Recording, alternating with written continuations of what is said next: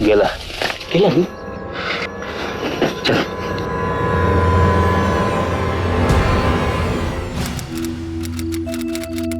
गरम रोटी द्या मला. दे रे हो बाबा. लो. अरे मस्त मटन. हा तू बैठ खा.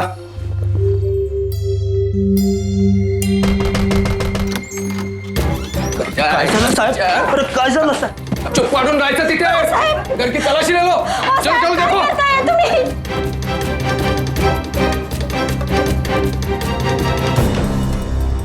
काय झालं साहेब? काय झालं ते सांगतो तुला. पुलिस के काम में दखल नहीं देने का. कामली काय सापडलं का? हाँ सर मिल गया. ये देखिए, इस हथियार को धोने के बाद भी इसमें खून के निशान हैं. ठीक है. ताबीत घ्या. चला चला घेऊन चला. घेऊन चला. घ्या याला उचलून घ्या. चला चला. ये भी मिला है. अरे साहब सोने का चेन. साहब मेरा. अरे तू तो बहुत बड़ा शिकारी निकला. अरे साहब मैं अपने पत्नी के लिए इतना बड़ा सोने का चेन करने का क्या? चल चल चला घेऊन चला याला.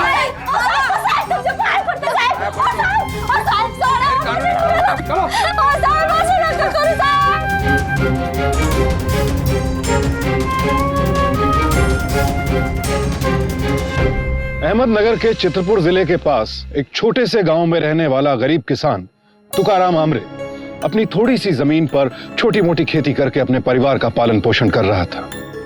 और जो कमी खेती से पूरी नहीं होती थी उसके लिए तुकाराम पास के जंगल से जंगली सुअर जैसे जानवरों का शिकार किया करता था.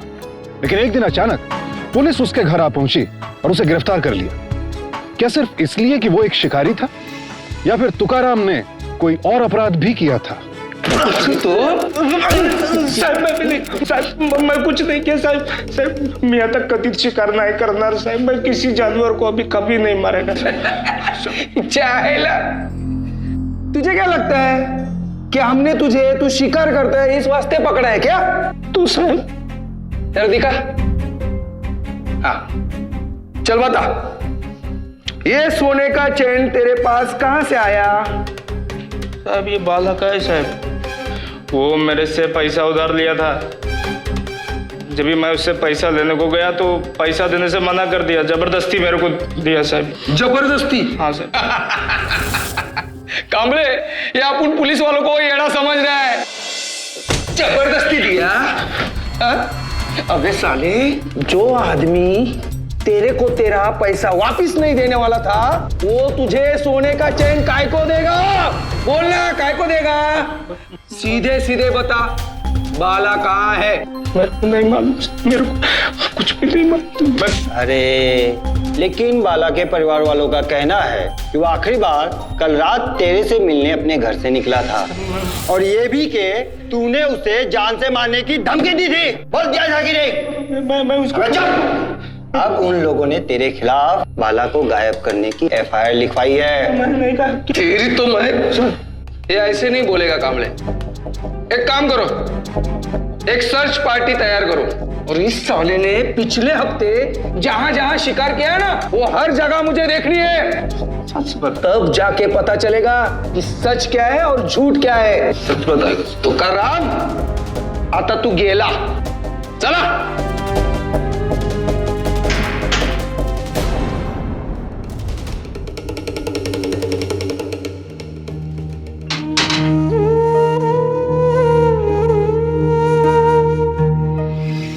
बोल कहाँ कहाँ शिकार किया तूने? बोल. उधर देख रहा. तुम उधर जाओ. दूर रहे. कांबळे पीछे बघा. कुछ मिला क्या? नहीं साहब. तुम्हें? No sir.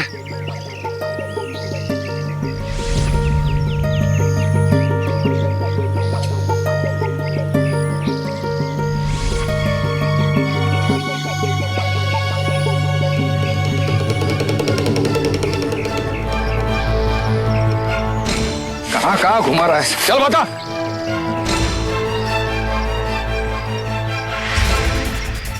सर, ये देखिए।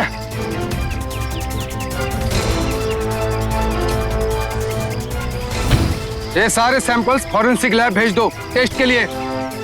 और कहाँ किया रे तूने? अरे शपथ साहब, मैं कुछ नहीं किया। टकरा मेरा क्या? साहब मैं तो दिखा और कहाँ तूने गाड़ा बता मुझे। साहब, ये तुकाराम बाबू, ये तेरे करनी का फॉरेंसिक रिपोर्ट आ गया। हमने जो खून के धब्बे, हड्डियों के सैंपल भेजे थे ना, उनका रिपोर्ट आ गया। वो सारे के सारे जंगली जानवर के हैं, सिर्फ एक को छोड़कर। वो किसी आदमी के हैं। क्या बोल रहे हैं साहब? मेरे को समझ रहा नहीं है। अबे साले, तूने एक आदमी को मारा है, वो भी उसी दिन मारा जिस दिन बाला गायब हुआ था। मैं बाला को नहीं मारा, अपने छोकरे की कसम खा के बोलता है। छोकरे की झूठी कसम खाता है? झूठी कसम। तेरे कहने का मतलब ये है कि ये रिपोर्ट झूठे?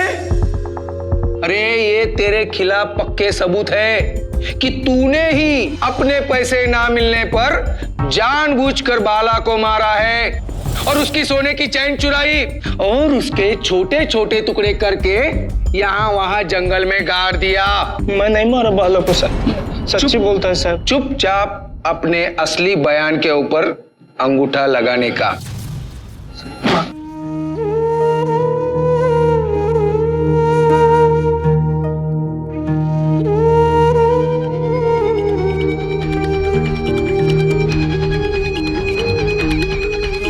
साहब मला सोडून देऊ साहब, मैं नाही केलं साहेब कुछ। लगा अंगूठा।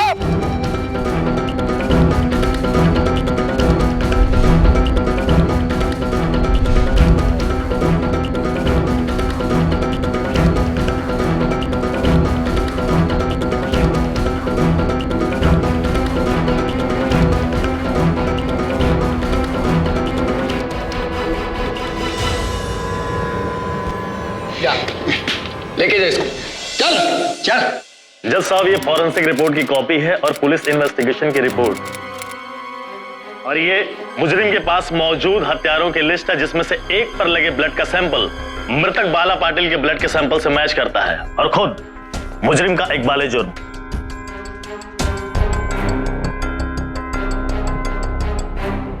बचाव पक्ष की तरफ से कुछ कहना है? नहीं जज साहब, इस केस में कोई जान नहीं है। सारे सबूत मेरे क्लाइंट के खिलाफ है। आप फैसला सुना दीजिए। तमाम सबूतों पर गौर करने के बाद ये अदालत तुकाराम आमरे को बाला पाटिल का कातिल मानते हुए 20 साल की सख्त सजा सुनाती है। साहब मैं काय नहीं केला साहब, मैं मारा नहीं हूँ बाला को साहब, मैं नहीं मारा। मेरा बात पे विश्वास करो साहब। अदालत के कटघरे में खड़ा तुकाराम चिल्लाता रहा कि उसने बाला का खून नहीं किया है, वो निर्दोष है। लेकिन किसी को भी उसकी बात पर यकीन नहीं था। किसी ने उसे अपनी बात कहने का मौका ही नहीं दिया और इसीलिए बाला पाटिल के घर वालों द्वारा दर्ज करवाई गई एफआईआर और पुलिस को मिले सबूतों के आधार पर अदालत ने भी तुकाराम आमरे को बाला पाटिल के कत्ल का दोषी पाया। लेकिन क्या वाकई तुकाराम कातिल था? क्या उसने सच में बाला का खून किया था या इस केस की असलियत कुछ और थी?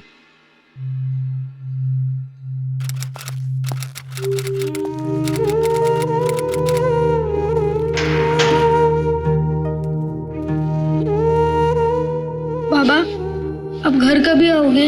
आएगा मेरा बच्चा, मैं आएगा।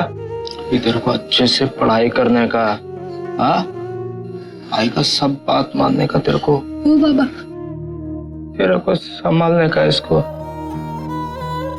कैसे संभालेगी मेरा भी? तुम इनका घबरो, सब ठीक होएगा। अब देखना शामू के बाबा, अपने साईं बाबा है ना, वो सबकी मदद करते हैं। वो हमारी भी जरूर मदद करेंगे। बस आप अपना ख्याल रखना।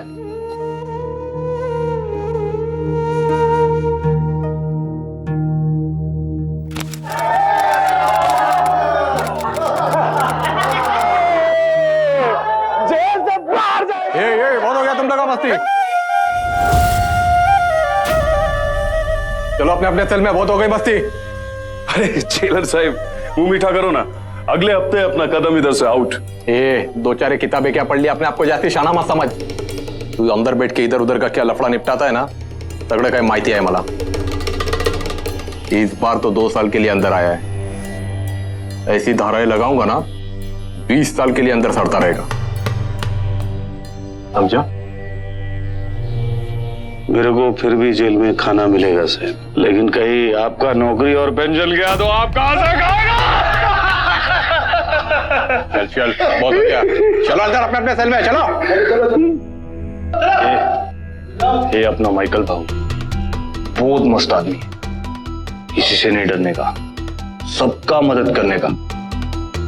तो क्या है ना कि कानून का पूरा जानकारी है इसको।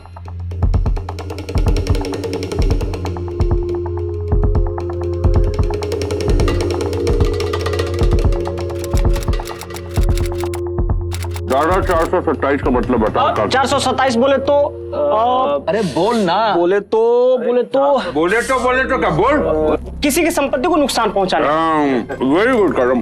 दाढ़ी तेरे पे कौन सा धारा लगा? अरे भाई 307। इसका मतलब? 307 का मतलब किसी को जान से मारने की कोशिश। Very good. पहला, अरे मैं तो ऐसा कुछ किया ही नहीं। मांझे, पुलिस ने साला अपने को ही शेंडी लगाया। इसीलिए कहते हैं बेटा, कानून का जानकारी होना भी बहुत जरूरी है। बरोबर। केवल दाढ़ी बढ़ाने से कुछ नहीं होता। भाऊ, मैं भी बाला को मारा नहीं, फिर भी देखो कानून मेरे को सजा सुनाया।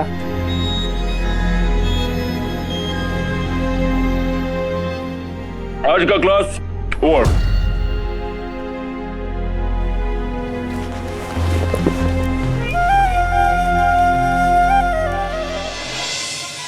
कौन था ये शख्स जो एक मुजरिम होते हुए भी कानून के बारे में इतना कुछ जानता था, जो जेल के तमाम कैदियों के लिए उनका हीरो था और जो उन्हें रिहा करवाने में उनकी मदद करता था? क्या ये शख्स कोई पढ़ा लिखा वकील था या मामूली सा चोर उचक्का? और क्या वो वाकई तुकाराम की भी मदद कर सकता था? लेकिन तुकाराम के पास इन सब सवालों के बारे में सोचने का वक्त नहीं था। उसे तो बस एक ऐसा मददगार दिख गया था जिसे कानून की समझ थी, और अब तुकाराम जल्द से जल्द उससे बात करना चाहता था। ये लगा भूखा घूम रहा है क्या?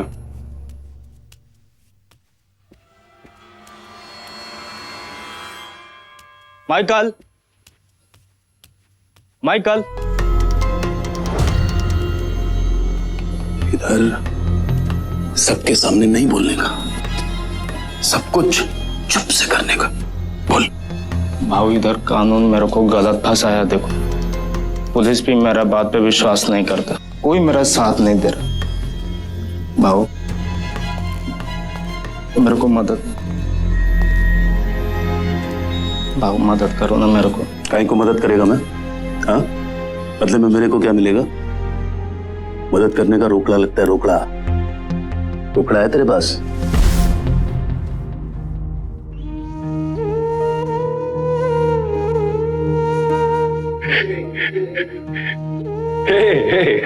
रुक। तुकाराम, मस्ती कर रहा है रे। मैं पैसे के लिए नहीं, इंसानियत के लिए मदद करता है। भाऊ, मैं बहुत गरीब आदमी हुआ,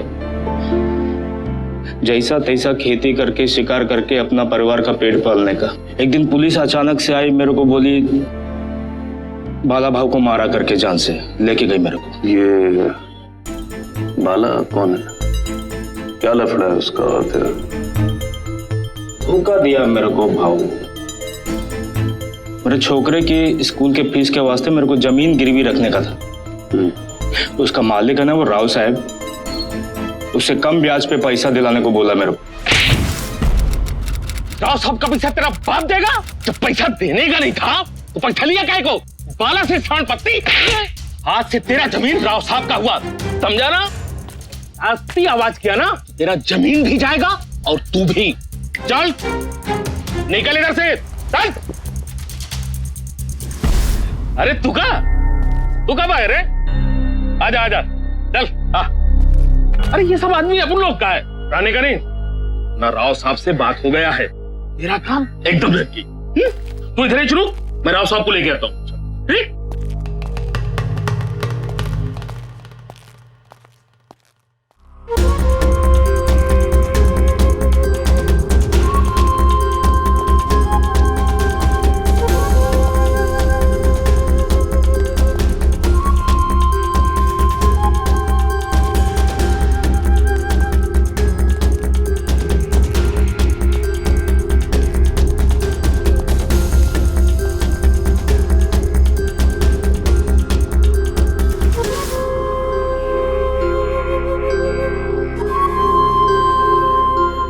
बाला ने मेरे को बताया तेरे जरूरत के बारे में। पहला बोलना था ना अपन को। तुकाराम, तू तो अपन का आदमी है। इस गांव में अपन तेरे को नहीं मदद करेगा तो और किसको करेंगे? आप बहुत दयालु है मालिक, आपका ये उपकार मैं जिंदगी में नहीं भूलूंगा। लेकिन तुकाराम, जमीन गिरवी रखकर पैसा उठाना ठीक नहीं है रे। गिरवी रखकर पैसा उठाया और टाइम पर नहीं चुकाया तो सस्ते में जमीन दूसरे के नाम पर हो जाता है। मैं तो कहता हूं जमीन बेच के पूरा का पूरा कीमत उठा लेने का। तेरा जमीन तो बहुत अच्छा है तुकाराम, बहुत अच्छा कीमत मिलेगा तेरे को। बोल। जमीन नहीं बेचेगा, जमीन बेचेगा तो मालिक मैं खेती कैसे करेगा? बाप दादा का जमीन है, वो गिरवी रखेगा और आपका पैसा मैं बखत पे वापस करेगा। तुकाराम, तो अपन का आदमी है, पैसा तो दे देगा तेरे को, पर अगर टाइम पर पैसा नहीं दिया तो जमीन राव साहब के नाम पर हो जाएगा। नहीं वापस करेगा साहब। बरोबर बोलता है तो।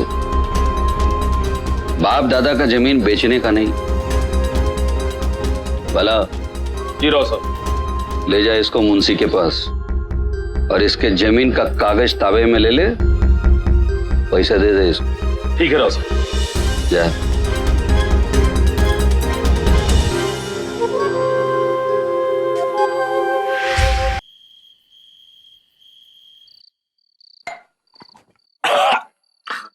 आज का पूरा दारू मेरी तरफ से। बाला भाई मेरा बहुत बड़ा मदद की है।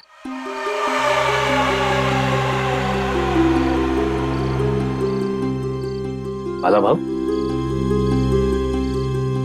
काय झालं? कुछ नहीं थे तो रहेगा, मेरे को बोलो ना भाव।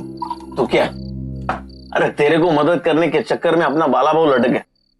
मंजी अबे अपना बाला भाई को है ना पैसे का जरूरत था। अभी तेरे को पैसा देने के चक्कर में राव साहब ने पैसा देने से मना कर दिया, बोला बाद में देंगे। मैं क्या बोलता बाला भाव? बाला भाव, ये अपना तू क्या है ना, थोड़े समय के लिए इससे पैसा मांग लेना, बाद में लौटा देना। तू गबस रे। जमीन गिरवी रख करके हराम ने पैसा उधार लिया है राव साहब से, जरूरत के वास्ते, मेरे को उधार देने के लिए नहीं। तू मेरा छोड़, मैं कर लेगा कुछ ना कुछ। बाबू अभी सामने वाले को जुबान दिया तो 20,000 रुपया देना पड़ेगा कि नहीं? तो आने तो आपका इंसल्ट है ना। और ये अपना तुका है ना, पैसा देगा ना? यार तुका पैसा देगा ना? नहीं रे, अब जो होएगा सो होएगा, तेरा किस्मत ही खोटा है। इस दुनिया में सबका मदद करो, लेकिन अपना मदद कोई नहीं करता है। बाबू ऐसे ही होता है। बाला बाबू ऐसा नहीं है। मैं देगा पैसा। बस अगले महीने मेरा छोकरा है ना, वो उसके स्कूल में पैसा देने का रहेगा, तो और कुछ घर का छोटा मोटा काम कराने का रहेगा, तो अगले महीने तक मेरे को कैसा भी करके पैसा देने का वापस। अरे तू मेरा मदद किया, बस क्या, अभी महीना खत्म होने में 15 दिन बाकी है। मैं 7 दिन के अंदर तेरा पैसा तेरे को वापस कर देगा। ये बाला का जवान है। अरे तू भी, अरे लेना अभी तो। देवा रे देवा, ये काय केलंस तुम्ही? उसको पूरा पैसा दिया काय को? कैसा मना करता मैं उसको? बाला साहब के कारण मेरे को पैसा दिया। वो कोई उपकार नहीं किया तुम पर उसने। अपनी जमीन गिरवी रखकर राव साहब से पैसा उधार लिया आपने। समझती काय को नहीं? हाँ, बाला साहब मेरे को पैसा दिलाए राव साहब से, अभी उसको मेरा मदद का जरूरत है तो मैं उसको मदद नहीं करेगा तो कैसा लगता था उसको? बोल मेरे को तू।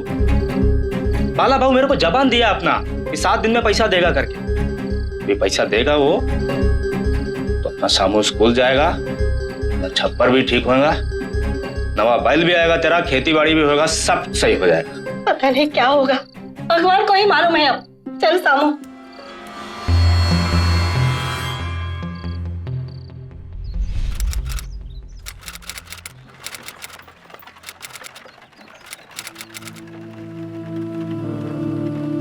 कैसा है तुकाराम? चल निकले बसा।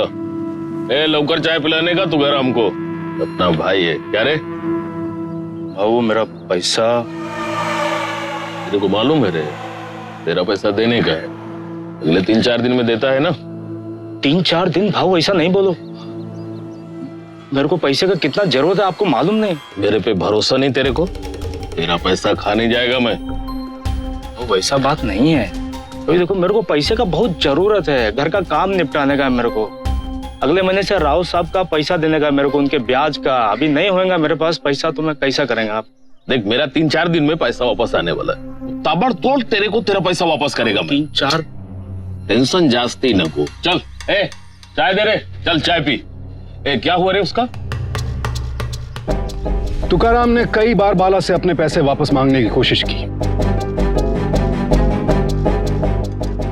उसके सामने हाथ जोड़े, मिन्नतें की, लेकिन बाला ने उसे हर बार किसी न किसी तरीके से टाल दी।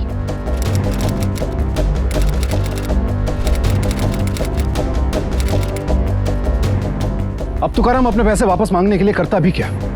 उसके पास तो इस बात का कोई सबूत भी नहीं था कि उसने बाला को उधार दिया है।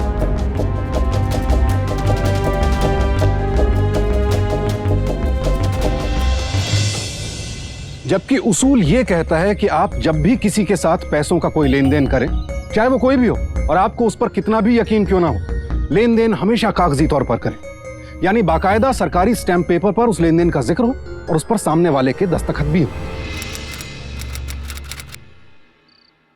कल आखिरी दिन है पैसा जमा करने का, अगर कल पैसा नहीं जमा किया ना तो मेरे शामू को स्कूल में भर्ती नहीं करवा के लेगा। ऊपर से बैल बीमार पड़ा है, अपनी सोनी जैसी जमीन गिरवी पड़ी है। अगर हम खेती नहीं करेंगे तो ब्याज का पैसा कैसे भरेंगे हम लोग? ऊपर से 20,000 भी गया। आता गप्प काय बोला काहीतरी। पैसा भी करके कल मैं पैसा लेके आएगा बाला से।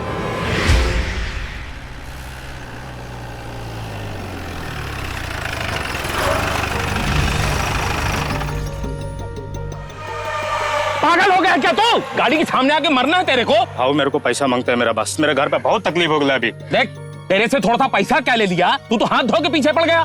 बोला ना तेरा पैसा देगा मैं तेरे को। अरे कभी देगा भाऊ, इतना दिन हो गया अभी।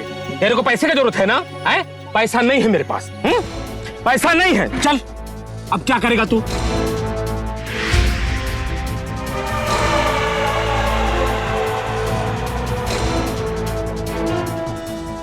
सुन एक काम कर, ये ले, ये चेन रख तू। भाऊ मेरे को चेन वेन नहीं मांगता, मेरे को पैसा मांगता है, पैसा जो तुम मेरे से लिए 20,000 रुपया बस। पैसा तो नहीं मेरे पास।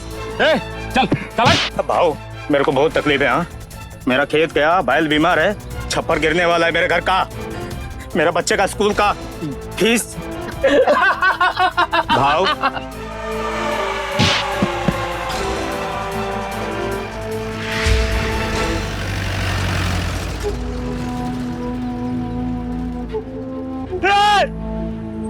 मेरा धोखा देना समझा तू, छोड़ेगा नहीं मैं तेरे को, मार देगा, जान से मार देगा तेरे को मैं।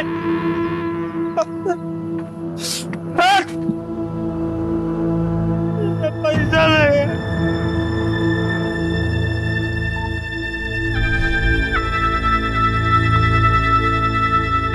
अरे ये तो नकली है भाई, इसका तो 500 भी नहीं मिलेगा। बाला ने उसे धोखा दिया है ये तो तुकाराम की समझ में आ गया था, लेकिन उसे ज्यादा चिंता इस बात की थी कि इन पैसों के लिए उसे अपनी जमीन गिरवी रखनी पड़ी थी। यानी अपनी जिन जरूरतों को पूरा करने के लिए उसने राव साहब से कर्ज लिया था, अब ना तो वो जरूरतें पूरी कर सकता था और साथ ही उसे हर महीने ब्याज का कर्ज भी चुकाना था, लेकिन तुकाराम अपनी परेशानियों से घबराया नहीं। अपने साथ हुए धोखे को बुलाकर वो दुगनी तिगनी मेहनत कर खेती और शिकार के जरिए अपने परिवार का पेट पालने और साथ ही साथ कर्ज से मुक्ति पाने की कोशिश में जुट गया। लेकिन शायद तुकाराम की किस्मत को कुछ और ही मंजूर था कि एक दिन अचानक पुलिस ने उसे बाला के कत्ल के इल्जाम में गिरफ्तार कर लिया। एक बात मेरे को समझ में नहीं है, बाला ने तेरे को पैसा वापस नहीं दिया लेकिन अपना नकली चेन दिया। काहे को किया उसने ऐसा? ऐसा धोखा देगा मेरे को मैं कभी जिंदगी में सोचा भी नहीं था। तेरा स्टोरी के हिसाब से तेरे पे झूठा इल्जाम लगाया गया है। हाँ, वो दिन लफड़ा हुआ उसके बाद तो मैं उसको देखा इसने।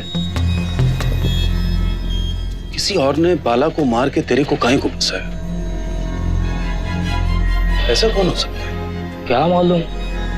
मेरा मतलब है कि गांव में तेरा किसी से दुश्मनी हुई? ऐसा कोई दुश्मनी नहीं है, मैं आज तक किसी का कभी बुरा नहीं किया। जानवरों का बहुत बुरा किया है, उनका शिकार किया।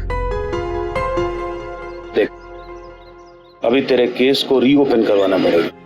उसके लिए कोई ऐसा बात, कोई ऐसा सबूत चाहिए जिससे मैं इस केस को रीओपन करने का अर्जी दे सके।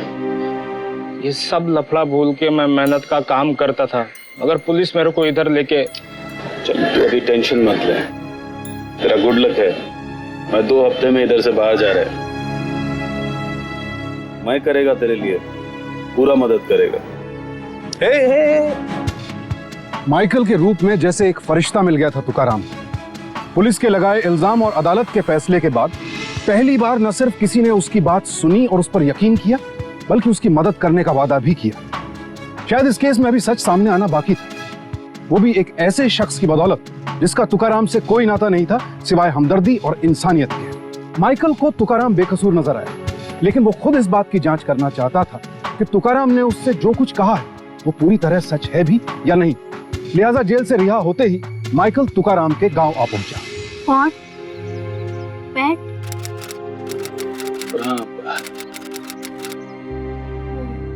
ये पैसे रखने का तुकाराम ने भेजा है आपके पास। घबराने का नहीं, मैं कोशिश करेगा अपना तरफ से तुकाराम को इंसाफ दिलाने का। यहाँ के लोग, पुलिस, यहाँ तक कानून में मेरे आदमी को कुछ नहीं समझती है साहब। तो आप उसकी मदद कैसे करोगे? ये पुलिस और कानून से मैं डेली खेलता है, बाकी रह गया इधर का लोग।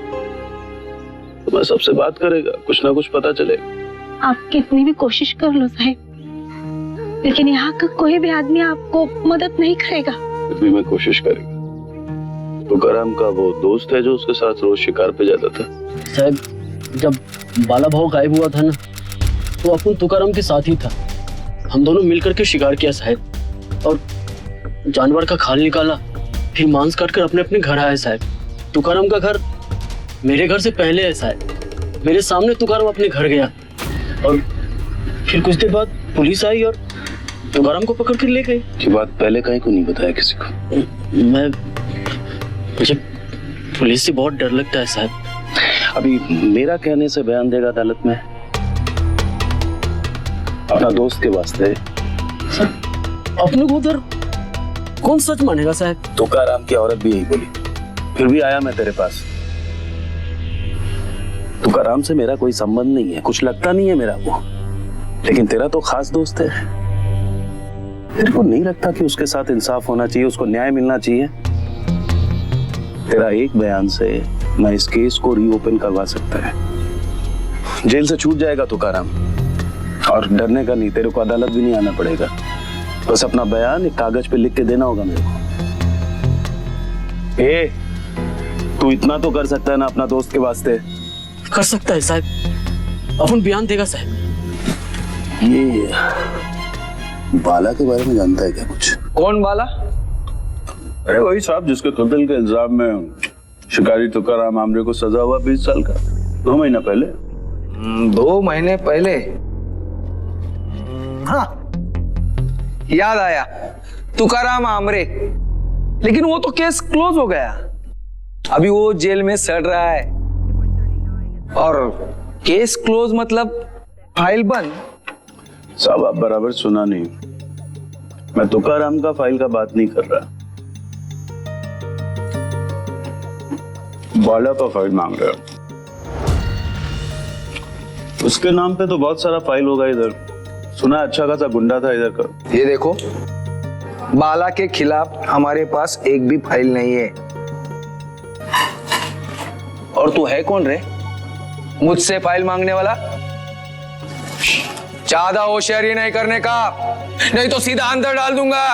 बस क्या साहब, पिछले 14 साल में 8 बार जेल जा चुका मैं, 8 टाइम्स। चलो जाने दो।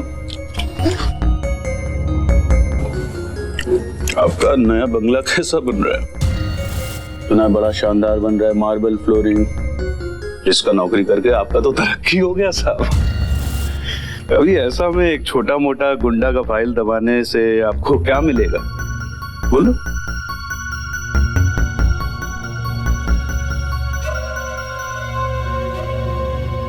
आप फाइल निकाल के रखो सर, मैं ठंडा पी के आता है।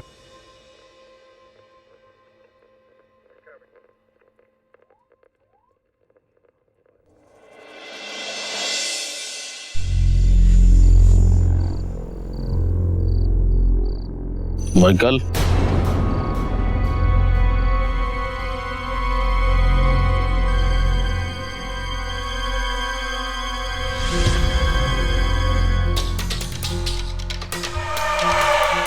तेरे को बाला के बारे में जानने का है ना?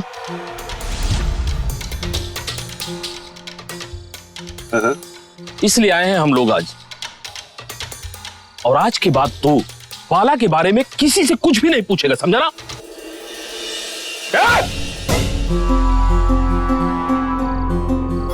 काट डालेगा मैं सबको। चल निकल, निकल।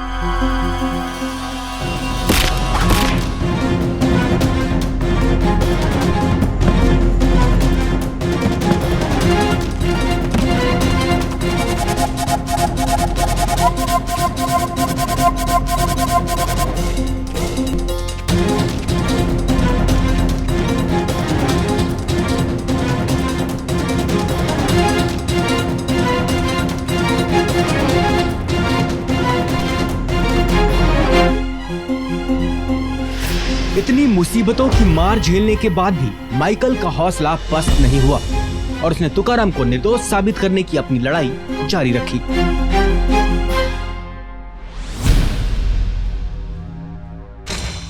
बाला,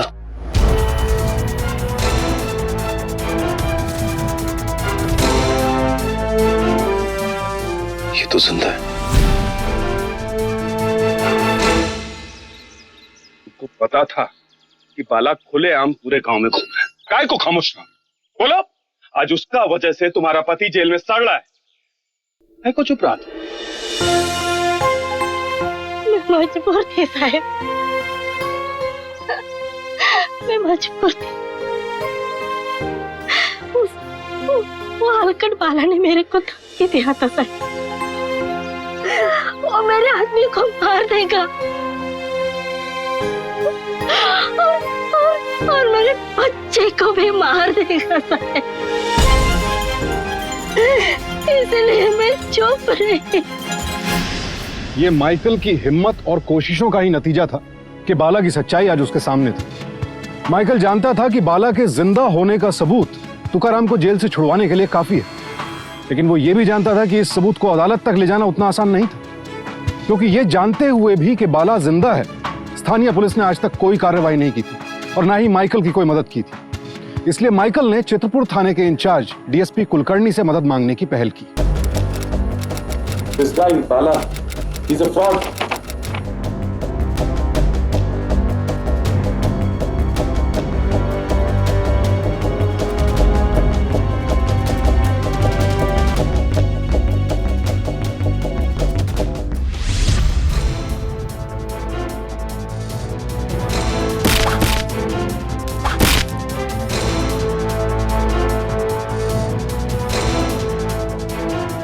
डोंट वरी, आज के बाद इस केस को मैं हैंडल करूंगा और तुकाराम अगर वाकई निर्दोष है तो उसको इंसाफ मैं दिलाऊंगा। क्या किधर?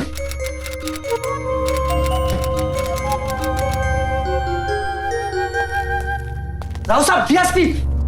पलटी रे। बाला कहाँ है? क्या बात कर रहे हो डीएसपी साहब? बाला को मर के तो 2 महीना हो गए या हो गया? हाँ सर। पर इनका मानना है कि बाला जिंदा है और उसने जान से मारने की कोशिश भी की है।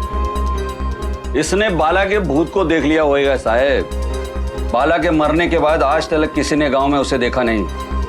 चाहो तो गांव वाले से पूछ लो, अपुन तो इसको पहचानता भी नहीं है।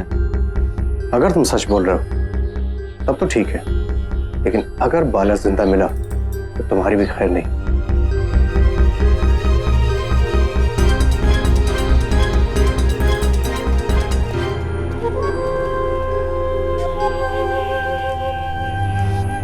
एक बात मैं अच्छे से जानता हूं, तुकाराम आमरे निर्दोष है।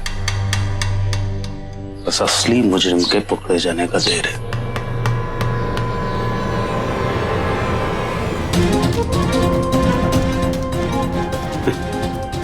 राव को धमकी देता है।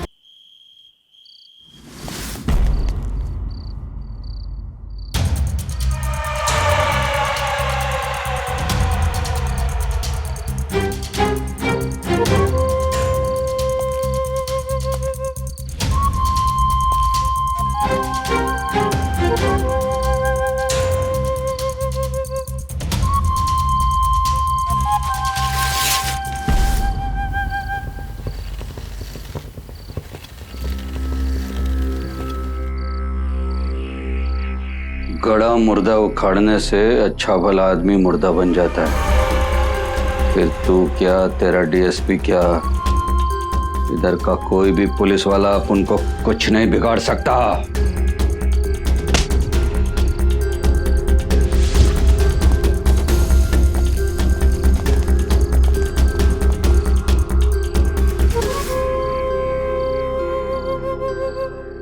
माइकल से सच जानने और तुकाराम की पत्नी और उसके दोस्तों के बयानों के आधार पर डीएसपी कुलकर्णी ने बाला के खिलाफ वारंट जारी करवाया, लेकिन बाला के जीवित होने का कोई पुख्ता सबूत न मिलने की वजह से उन्हें कुछ समय के लिए अपनी कार्रवाई को बंद करना पड़ा। लेकिन माइकल ने हार नहीं मानी, उसने तुकाराम को इंसाफ दिलवाने की अपनी लड़ाई जारी रखी।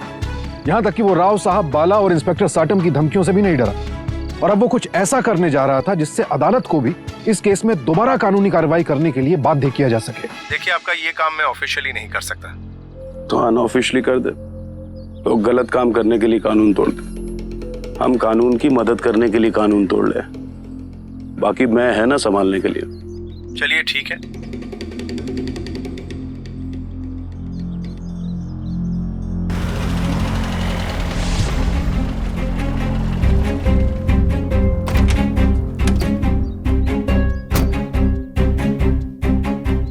आपका शक बिल्कुल सही था।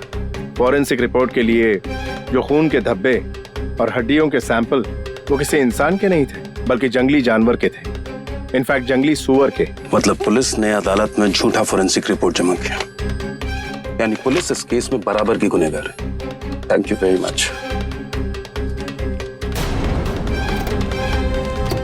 इस केस में पेश की गई फॉरेंसिक रिपोर्ट की नए सिरे से जांच करवाकर अब माइकल के पास इस बात का ठोस सबूत था कि तुकाराम निर्दोष है और उसे बाला पाटिल के खून के झूठे इल्जाम में फंसाया गया है। लिहाजा माइकल ने अहमदनगर की हाई कोर्ट से इस मामले में नए सिरे से जांच पड़ताल की मांग की और अदालत ने भी पुलिस द्वारा पेश की गई झूठी फॉरेंसिक रिपोर्ट, नए सबूतों और गवाहों के बयान के आधार पर पुलिस को आदेश दिया कि वो बाला पाटिल को ढूंढकर अदालत में पेश करे और साथ ही सर्कमस्टेंशियल एविडेंस की बिना पर तुकाराम को निर्दोष पाया और उसे बाला पाटिल के खून के इल्जाम से बरी किया।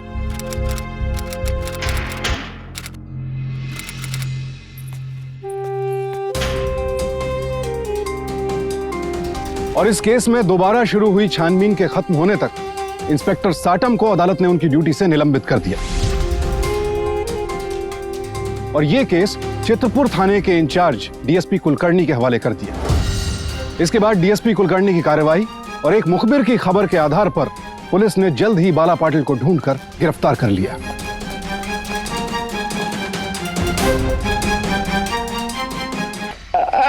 कौन सच क्या है? सच सच बता दे। जब तक सच नहीं बोलेगा तेरी एक एक उंगली तोड़ता रहूंगा। बताता हूँ सच। ये सब काम मैंने अपने राव साहब के कहने पे किया सरकार। बाला, ये हाईवे से लग के जमीन किसका है रे? अपने तुकाराम का साहब जी। तुकाराम का? और उसके आजू बाजू का जमीन अपन का? अगर ये तुकाराम का जमीन अपन के जमीन में मिल जाए तो सोच बाला, अपन के जमीन की कितनी कीमत बढ़ जाएगी।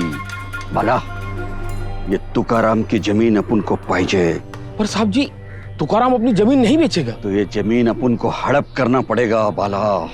पर वो कैसे साहब जी? तेरे खून के इल्जाम में। तू घबरा मत, तेरे को कुछ नहीं होएगा। अपन जैसा बोलता है ना वैसा ही करता जा बस। साहब जी, मैंने राव साहब के कहने पर पहले तो तुकाराम की जमीन गिरवी रखवाई और फिर उससे रुपए उधार लेकर मैंने उसके साथ लफड़ा भी किया।